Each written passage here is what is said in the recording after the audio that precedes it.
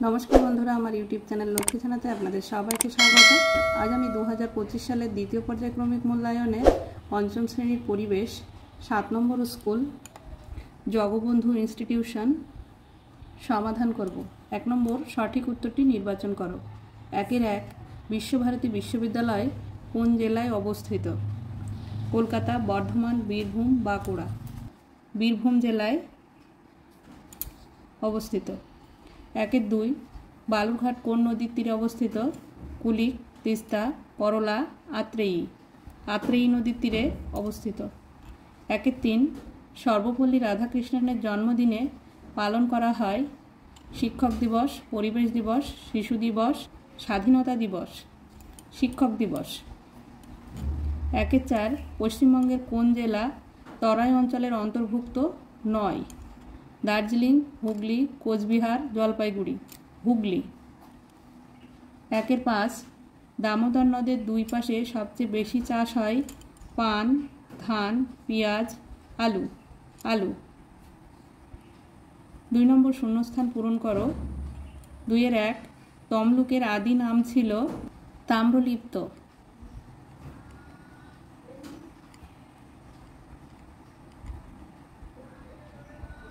Sorry, 2 নম্বর প্রশ্নটা এড়িয়ে গিয়েছে। 2 রেশম কীট পালনের জন্য তুঁত গাছের চাষ করা হয়।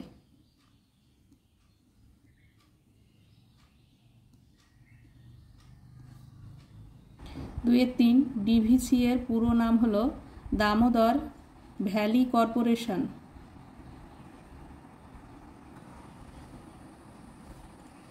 2-4 বারুইপুরে পেয়ারা, তরমুজ ও পান খুব বিখ্যাত। তরমুজ।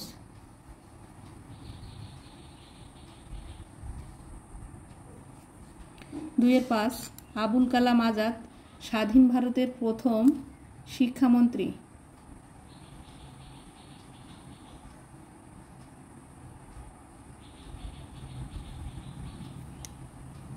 2-6 নদিয়া জেলার শান্তিপুর রাসমেলার জন্য বিখ্যাত।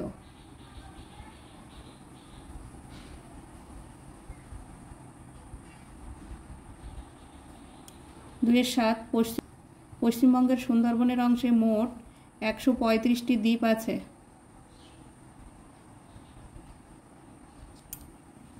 3 নম্বর সত্য না মিথ্যা লেখো।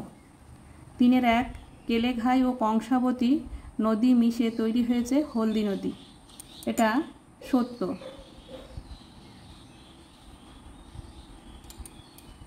3-2 বেথুয়া ডোহরি বন পুরুলিয়ায় আছে। এটা মিথ্যা। এটা হচ্ছে মিথ্যা।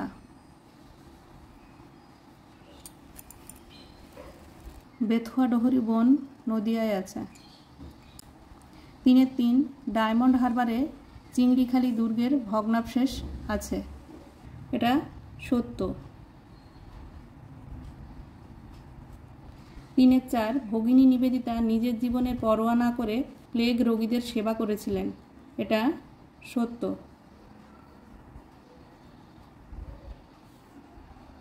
3-5 বিরসা মুন্ডা ইংরেজদের বিরুদ্ধে লড়াই করার জন্য বাঁশের কেল্লা তৈরি করেছিলেন। এটা মিথ্যা। এটা তিতুমির তৈরি করেছিলেন।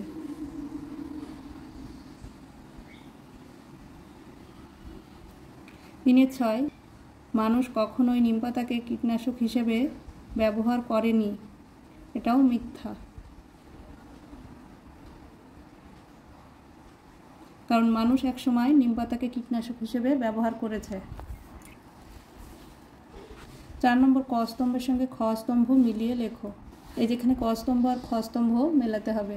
4-1 পশ্চিমবঙ্গের সর্বোচ্চ পর্বত শৃঙ্গ সান্দাকফু। 4-2 কুলিক পাখিরালয় রায়গঞ্জে। 4-3 ছৌ নাচের জন্য বিখ্যাত পুরুলিয়া।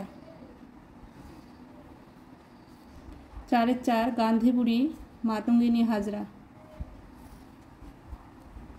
4-5 রেল ইঞ্জিন তৈরির কারখানা চিত্তরঞ্জন। 4-6 নিত্যবহ নদী তিস্তা। 5 নম্বর 5-1 নদীমাতৃক সভ্যতা বলতে কি বোঝো? নদীমাতৃক সভ্যতা বলতে পুরনো যুগে মানুষ নদীর উপরে নির্ভর করে বেঁচে থাকতো। নদী ছিল তাদের মায়ের মতো, তাই ওই সব সভ্যতাকে নদীমাতৃক সভ্যতা বলা হয়। পৃথিবীর সব পুরনো সভ্যতায় নদীর ধারে গড়ে উঠেছিল। 5-2 পশ্চিমবঙ্গের রাঢ় অঞ্চলের ভূপ্রকৃতি সম্পর্কে সংক্ষেপে লেখো। পশ্চিমবঙ্গের রাঢ় অঞ্চলের সব জায়গায় উর্বর মাটি, কিছুটা দোআঁশ ও কিছুটা এঁটেল। ভূমি প্রায় পুরোটাই সমতল। উত্তর আর পশ্চিম ধার বরাবর ভূমি ক্রমশ উঁচু হয়েছে, সেদিকে মাটি লালচে। ভূমি কিছুটা ঢেউ খেলানো। যতই পূর্ব আর দক্ষিণে যাওয়া যাবে মেটে রঙের মাটি দেখা যাবে। 5-3 সুন্দরবনের মানুষের বিভিন্ন জীবিকাগুলি কী কী? সুন্দরবনের মানুষজনের জীবিকা হলো চাষবাস, মধু সংগ্রহ, নৌকা তৈরি করা, নৌকা চালানো, মাছ ও মিন ধরা ও কাঁকড়া শিকার করা ইত্যাদি। 5-4 দুজন বাঙালি মহিলা বিপ্লবীর নাম লেখো।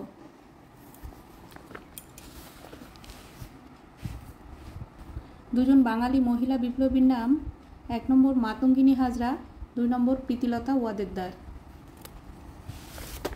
5-5 হারভেস্টার কি?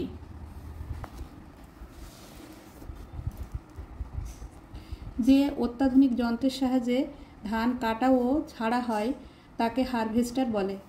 হারভেস্টারের মাধ্যমে ধানকে খড় থেকে আলাদা করে এক জায়গায় জড়ো করে রাখা হয়। হারভেস্টার মানুষের পরিশ্রম ও সময় দুইই কমিয়ে দিয়েছে। 6 নম্বর নিম্নলিখিত প্রশ্নগুলির 3-4টি বাক্যে উত্তর দাও। 6-1 সবুজ বিপ্লব বলতে কী বোঝো? 1966 সালে 2 বছরে 4 গুণ হয়ে যায় চালের দাম। 1 টাকা 4 আনা চাল হয়ে যায় 5 টাকা কিলো। লোক বেশি কিন্তু ফসল কম। তারপর আসে নতুন বীজ ধান, সার, পোকা মারার ওষুধ, ডিপটিউবওয়েল বসলো। আবার নতুন করে ধান চাষ শুরু হলো। ফসল বাড়তে লাগলো। বছরে 2-3 বার ধান চাষ হলো। মানুষের আকাল কাটলো। এই ঘটনাকে ভারতের সবুজ বিপ্লব বলে। 6-2 আমার সোনার বাংলা আমি তোমায় ভালোবাসি গানটি সম্পর্কে যা জানো লেখো।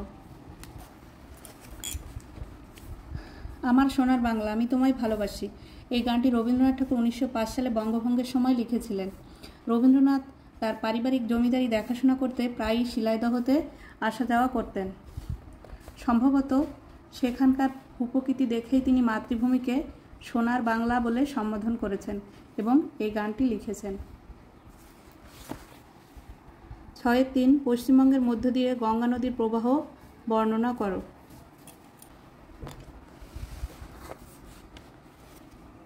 গঙ্গা নদী উত্তরাখণ্ড রাজ্যের গোমুখ গুহা থেকে উৎপত্তি হয়ে উত্তরপ্রদেশ ও বিহারের মধ্য দিয়ে প্রবাহিত হয়ে এসে মুর্শিদাবাদ জেলায় ঢুকেছে। সেখান থেকে দুভাগ হয়ে চওড়া ধারাটা বাংলাদেশের মধ্যে পদ্মা নাম ধারণ করে বঙ্গোপসাগরে পড়েছে, আর অন্য ধারাটি পশ্চিমবঙ্গের ভিতর দিয়ে বয়ে গেছে। মুর্শিদাবাদের মিঠিপুর থেকে নদিয়ার নবদ্বীপ পর্যন্ত এই ধারাটির নাম ভাগীরথী। তারপর এর নাম হুগলি নদী। এই নদী বঙ্গোপসাগরে পতিত হয়েছে। 6-4 লুপ্তপ্রায় মাছেদের রক্ষা করার জন্য কি কি করা উচিত? লুপ্তপ্রায় মাছ বাঁচানোর জন্য যারা মাছ চাষ করেন তাদের দেশি মাছের জন্য আলাদা পুকুর করতে হবে। যারা মাছ কেনেন তাদের উচিত বেশি পরিমাণে দেশি মাছ না কেনা বা না খাওয়া। পঞ্চায়েত ও পৌরসভা এদের উদ্যোগ নিয়ে 2-1টা পুকুরকে দেশি মাছের জন্য সংরক্ষণ করা উচিত। অন্যান্যরা দেশি মাছ বাঁচানোর জন্য পরিবেশ ও খাদ্য শৃঙ্খলার ভূমিকা মানুষকে বোঝাতে জনসচেতনতা গড়ে তোলা। বন্ধুরা আজ এই পর্যন্তই। ভিডিওটি যদি ভালো লাগে লাইক, কমেন্ট ও শেয়ার করবেন এবং চ্যানেলটি সাবস্ক্রাইব করবেন।